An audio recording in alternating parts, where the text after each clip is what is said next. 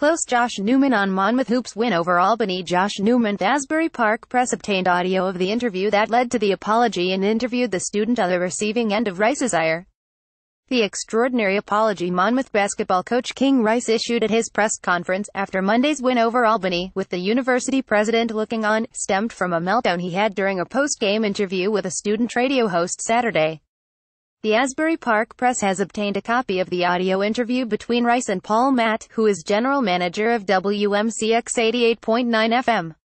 Here is a transcript of the exchange, which took place right after the Hawks' quadruple overtime loss to Penn. This aired live. Matt: we have King Rice over here.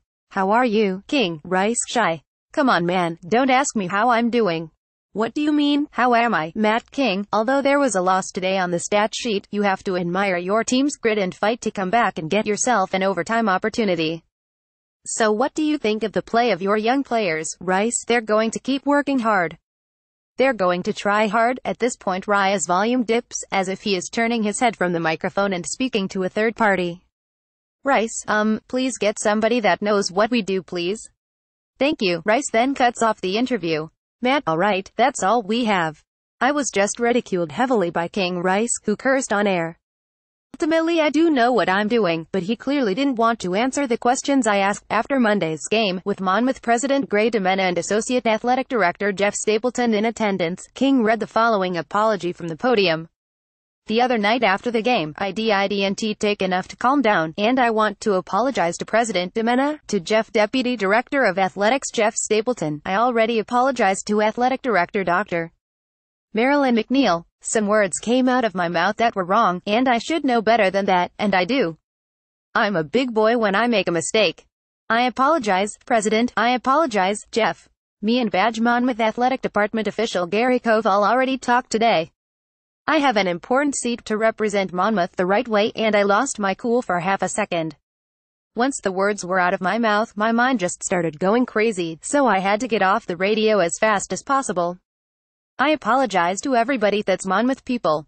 I apologize to the kids because I know they're nervous in those situations.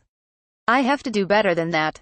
When contacted by the Asbury Park Press Tuesday afternoon, Matt, a senior communication major who hails from Middle, said he had not read the apology nor had he heard from Rice. He said he was stunned at Rice's reaction to seemingly innocuous questions. I was able to assess the situation and realize he wasn't going at me personally, he was basing his answers on his own frustrations, the outcome of the game. Matt said.